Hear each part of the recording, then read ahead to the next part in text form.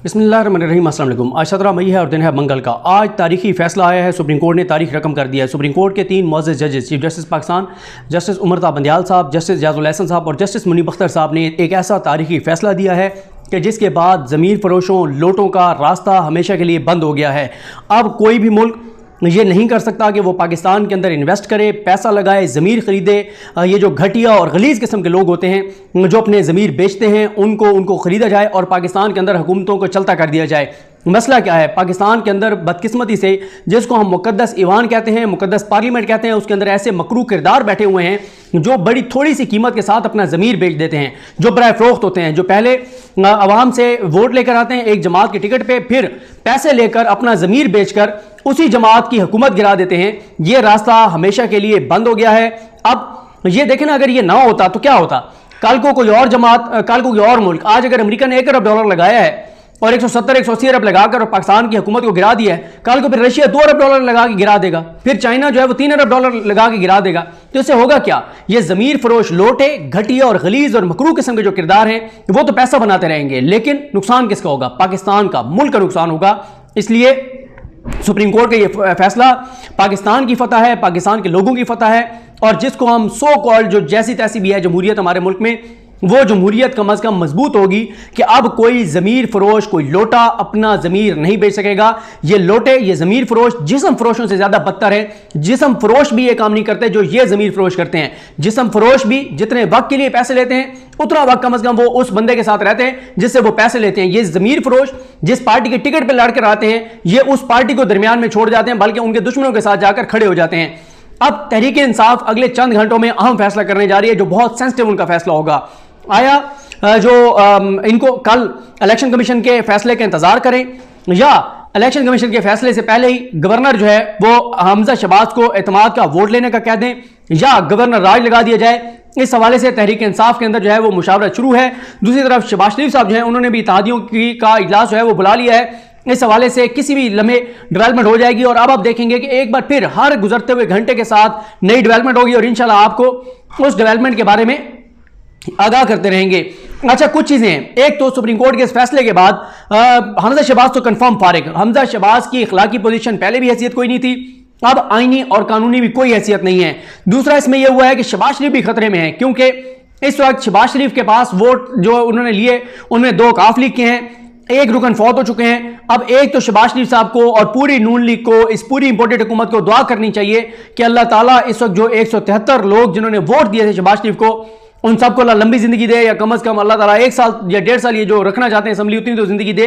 क्योंकि अगर एक आध और रुकन, जाने सब ने इस दुनिया से है, एक आध और रुकन फौत हुआ तो हमजा शहबाज शरीफ की हुकूमत भी गिर जाएगी, शहबाज शरीफ के पास भी अक्सरियत नहीं रहेगी। इसलिए ज़रूरी है कि तमाम लोग, जैसे वो पहले नवाज शरीफ के लिए गारंटी मांगी गई थी कि बैन एल्फी दिया जाए कि नवाज शरीफ की ज़िंदगी को कुछ नहीं होगा, तो अगर ज़िंदगी सबकी रहती है, जितने लोग हैं, अगर एक आध और, अल्लाह ताला माफ़ करे, सबने जाना है, अगर कोई एक आध की और लिखी हुई है जिस वक्त भी, अगर वो फौत होता है कोई रुकने असम्बली, तो शहबाज शरीफ की हुकूमत गई। शहबाज शरीफ की हुकूमत जो है वो खड़ी है तमाम लोगों की ज़िंदगी पे।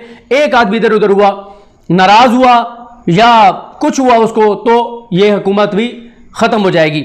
अच्छा, अब इसमें एक और जो मामला है वो ये है कि इस फैसले के बाद जो इनका एक इरादा था ना कि अगर कोई इत्तेहादी छोड़ जाता है, एमक्यूएम या कोई इत्तेहादी छोड़ जाता है, तो हम ये करेंगे कि जनाब ये इन 20 लोटों से, ज़मीर फरोशों से वोट डलवा देंगे, तो वो तो चैप्टर क्लोज हो गया है। तहरीरी ऑर्डर शॉर्ट आ चुका है, उसके ऊपर मैं अगली वीडियो बताऊंगा आपको। और ये भी मैं आपको बता दूं कि ये जिस पॉइंट पे सुप्रीम कोर्ट ने फैसला दिया है, ये वो पॉइंट है जिसके ऊपर आर्गूमेंट्स दिए थे खालिद जावेद खान साहब ने। उनके बाद जाहिर है इमरान खान साहब की तरफ से बाबर रहमान साहब आए, उन्होंने अच्छे दलाल दिए, लेकिन जिस नुक्ते पे ये फैसला आया है, ये नुक्ता, इस पे दलाइल जो दिए थे वो खालिद जावेद खान साहब ने दिए थे, साबिक अटॉर्नी जनरल पाकिस्तान, एक बहुत बड़ा लीगल माइंड, जबरदस्त वकील, जबरदस्त शख्सियत। और मैं अक्सर आप देखता हूं कि तहरीक इंसाफ की लीगल टीम में से कुछ लोग टारगेट करते हैं खालिद जावेद खान साहब को, लेकिन मैं समझता हूं कि तहरीक इंसाफ के लिए जितना, इस हुकूमत के लिए, इमरान खान साहब के लिए जितना उन्होंने, जिस तरह से उन्होंने केसेस लड़े, जो उनकी इज्जत थी जजेस के सामने, जो उनका वकार था, जो उनका मकाम था, जो उनको रिलीफ मिलता था, जो उनकी बात मानी जाती थी, क्योंकि वो आइन की बात करते थे, कानून की बात करते थे, मेरिट की बात करते थे, हक की बात करते थे और सही तरीके से जजेस को और कोर्ट को असिस्ट करते थे। वो हाई कोर्ट में जाते थे, उनकी इज्जत होती थी, वो सिंध हाई कोर्ट में जाते थे, वो लाहौर, जहां जहां खालिद जवेद खान साहब गए हैं, उनकी इज्जत हुई और यहां पर भी उनका पॉइंट जो है वो खालिद जवेद खान साहब का पॉइंट माना गया है।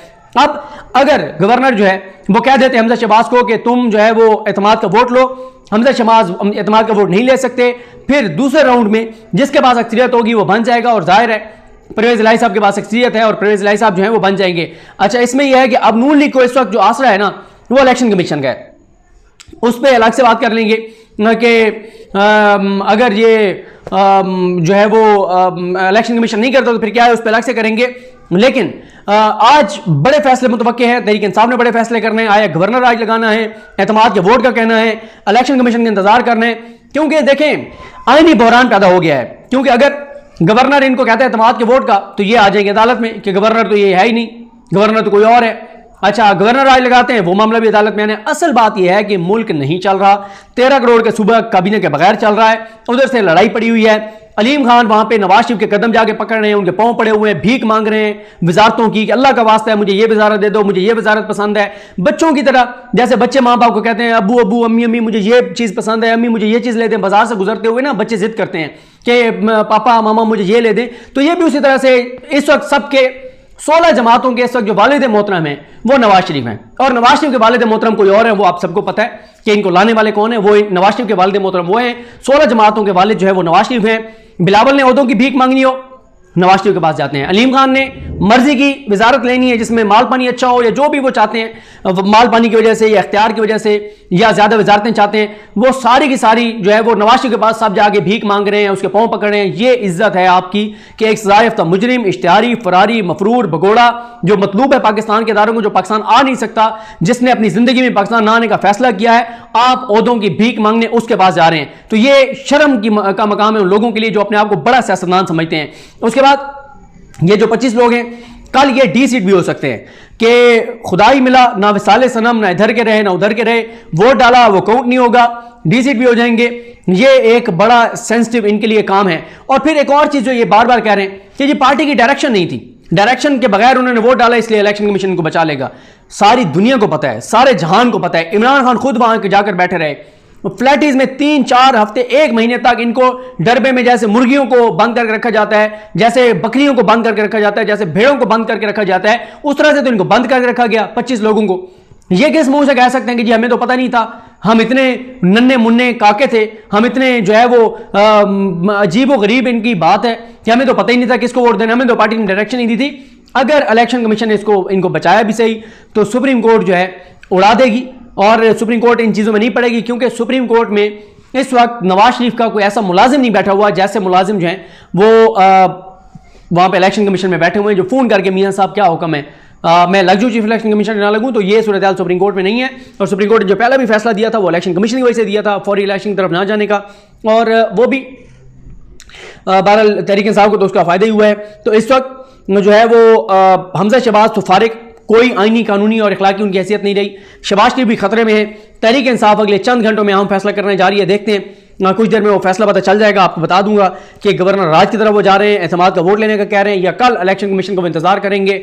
लेकिन आईनी बहरान पैदा हो गया है, हमजा शहबाज नहीं चल सकते, नहीं चल सकते, नहीं चल सकते। और पंजाब हुकूमत गई और इसका जो है इस इम्पोर्टेड हुकूमत को, इन 16 जमातों को बहुत ज़्यादा नुकसान होने जा रहा है। और इसी तरह से जो है वो आप देखेंगे कि ये सुप्रीम कोर्ट ने बड़ा तारीखी फैसला दिया है, क्योंकि अब कोई ज़मीर नहीं बेच सकेगा, कोई इस तरह हुकूमतें नहीं गिरा सकेगा। ये ज़बरदस्त फैसला है, ये शानदार फैसला है। और 2 जजेस ने इन ज़मीर फरोशों के हक़ में एक तरह से फैसला दिया है, वो इस तरह से कि उन्होंने कहा है कि नहीं, इनका वोट भी काउंट होना चाहिए, बाद में फिर देखा जाएगा, डी सीट होना है वो लिखा हुआ है।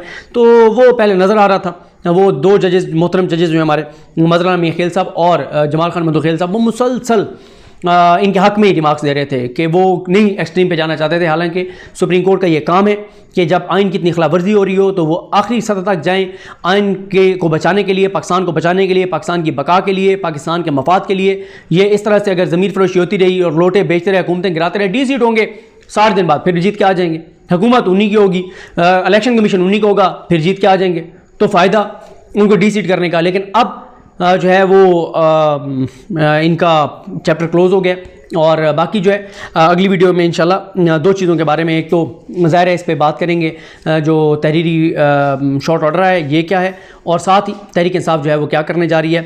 लेकिन इस वक्त जो फवाद चौधरी साहब ने फातिहाना प्रेस कॉन्फ्रेंस भी की, डेफिनेटली पीटीआई का मौक़िफ़ जो है उसको तस्लीम कर लिया गया है, और credit goes to Khalid Javed Khan, साबिक़ अटॉर्नी जनरल पाकिस्तान। मुझे अपनी दुआ में याद रखें। अलकरीम हम सब का अल्लाह हाफ़िज़।